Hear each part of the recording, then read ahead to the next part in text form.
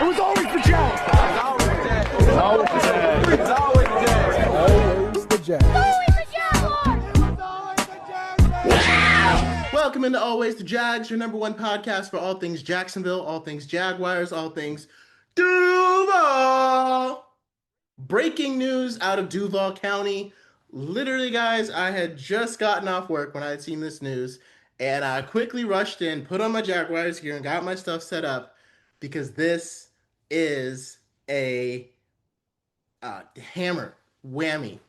Jacksonville Jaguars are extending 2022 first-round pick Travon Walker to a 4-year, $110 million deal. News just came in this afternoon. Looks like James Gladstone has locked up the other half of our bookend duo for the foreseeable future. Now, there's a lot of questions about what this means. Does this mean that the Jaguars... a lot of us weren't expecting us to pay both of our bookends, because usually when people get two fantastic pass rushers, one ends up having to leave. A lot of questions for the Jaguars. Does this mean Josh Allen is playing his way out and Travon Walker is the future? No, because James Gladstone has restructured Josh Hines Allen's contract a few different times. Josh Allen is going to be here for at least the next few years, right alongside Travon Walker. This means the Jaguars believe in this duo so much that they are willing to commit over $50 million on the edges to make sure that we can get home to the quarterback. Between the two of them, they're making a little bit over $50 million, close to $60 million. So you got a $55 million quarterback and two $25+ million edge rushers now on our team.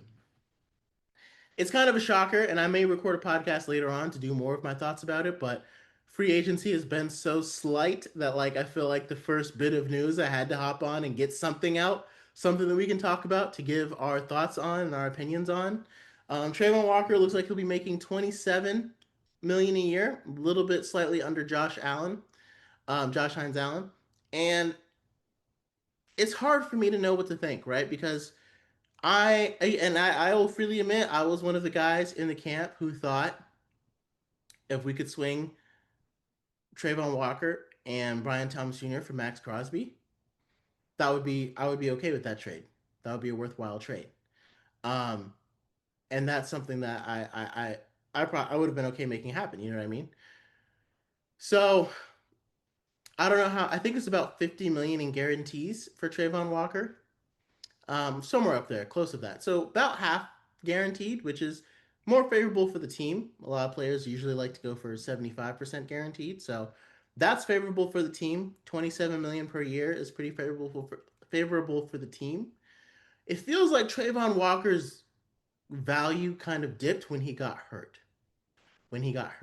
And when he did get hurt, I feel like that kind of made everyone, like Travon Walker's agent wanted to make a deal and the Jaguars wanted to make a deal, in the case he had a breakout season before his price tag would go way up. Because if he gets another 10-sack season, he's had 2 of them under his belt. If he gets another one, his price tag, asking price, will start at $35 million in an era where pass rushers are getting like 40.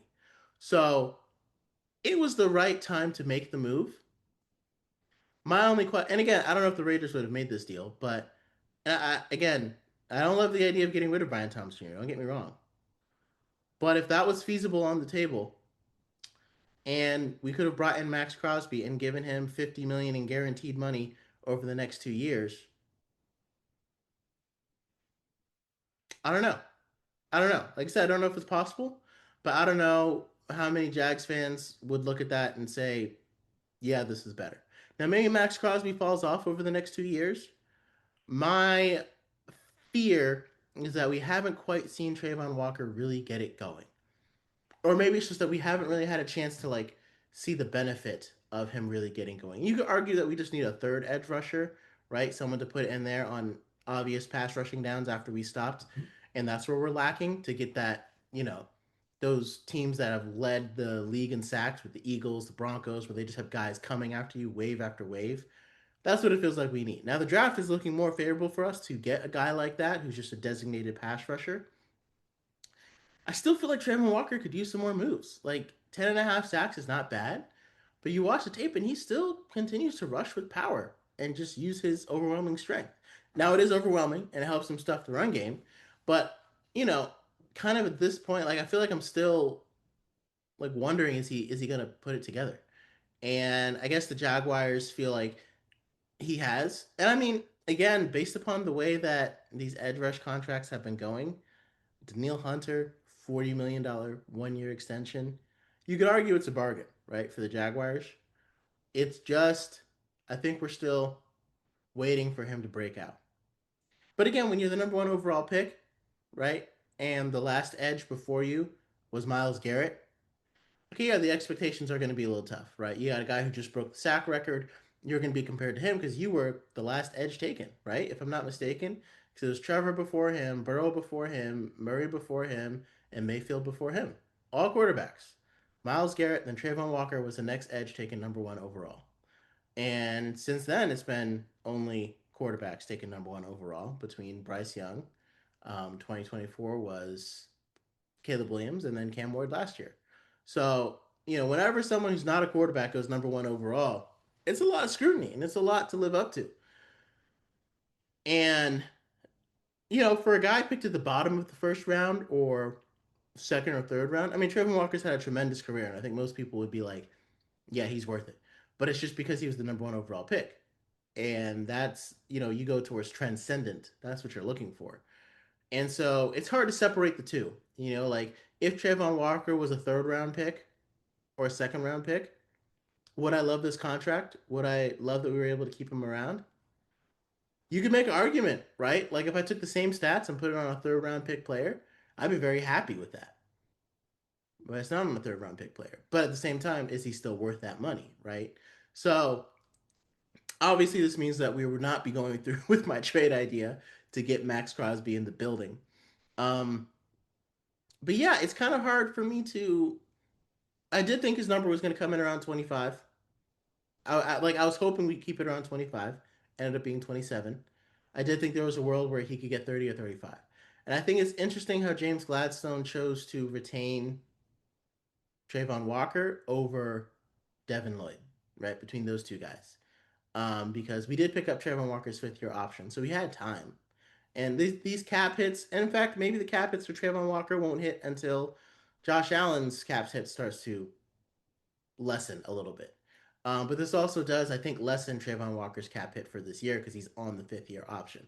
So this gives James Gladstone a little bit more room to make some moves.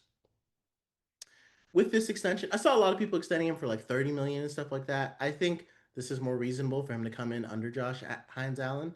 And during the season, when Josh Hines Allen was having that transcendent season, we could have got him for 25 million a year until Brian Burns signed his deal. You know what I mean? Like that was kind of what ended up having to push us up to 28. And if we had done that, Trevor Walker would have come in under 24. So that's just the issue of not getting the deals done in time. But again, when it comes back to Trayvon Walker specifically, it's not a good bad deal for us, right? I think it's hard because this season he was hurt a lot. And it's hard to feel like our run defense was still good for a lot of the year. But you could argue that, like, okay, he had 3.5 sacks. Well, yeah, he was hurt. So imagine how much better our pass rush would have been if he was healthy, right? And, again, Devin Lloyd kind of played his tail off. And we ended up opting for retaining the edge rusher over Devin Lloyd. Now, again, edge rusher is a much more valuable position. It's much tougher to get good at. And it's much like it's a premium position because quarterback is the most premium position. And so, what's the next most premium position? Getting that quarterback on the ground and disrupting him. That's why it's the next most valuable position in the NFL. And so, I can understand from a perspective why he was kept.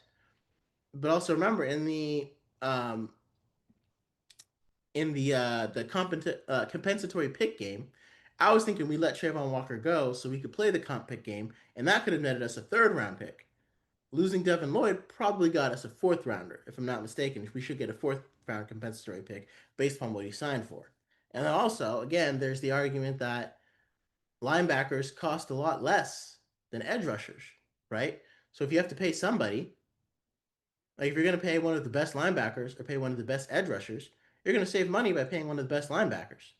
And then if you're going to draft, that would be a good time to take a gamble on an edge rusher because he'll be cost controlled, right, on his rookie deal.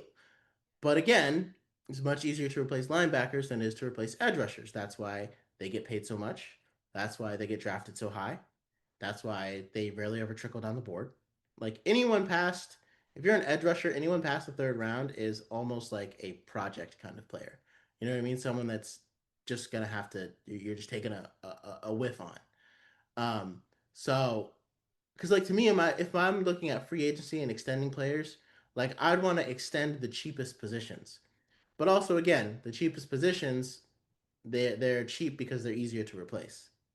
And it's like if you have money tied up in a cheap position that's easy to replace, then you may not be able to pay for it for a premium position when you get someone transcendent, like an edge, like the Trevor Lawrence, a quarterback you've been searching for your entire life as a franchise. So a lot of thoughts on it. Overall, I'm not mad at it. I'm not upset at it. I think it's a good deal for all parties involved.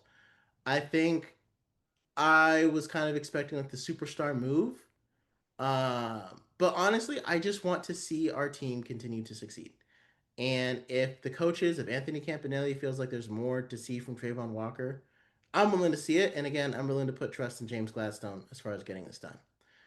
I think it's been, I was one of those guys who pounded the table that we should start Walker Little and play him and pay him.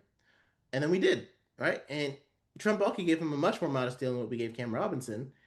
And then this year he started sucking it up, right? And I'm not saying that's going to happen to Trayvon Walker, but you just never know, unfortunately. So I do like that we're making an effort to retain and re-sign our own players. Question is, will Parker Washington end up being back next year? Honestly, I think that's another comp pick game. I think Brenton Strange is going to cost less. I think you let Parker Washington start. I think he's going to run up his value. And then I think by then, Travis Hunter and Brian Thomas Jr. will be ready to, we'll be playing with them and Jacoby Myers. And obviously, we love Parker Washington. But again, James Gladstone knows what he wants to do in the comp pick game. And if he feels like he's already got someone on the roster who can replace him, then I think he's willing to make that move, right? Like, because Parker Washington plays in the slot a lot and he can play outside. Okay, yeah, Brian Thomas Jr., Travis Hunter can do the same thing, and Jacoby Myers can obviously play the slot. So there's a lot going on decision making wise there. I think when you look at Trayvon Walker, yeah, there's no one on our roster who could replace him. There's just not, right? So we'll see. So let me know your thoughts down below about this extension, about this trade. What does this mean for the franchise? Is this a good move? Are you glad to see Trayvon Walker sticking around? Um, and don't ever forget, it was always the Jags.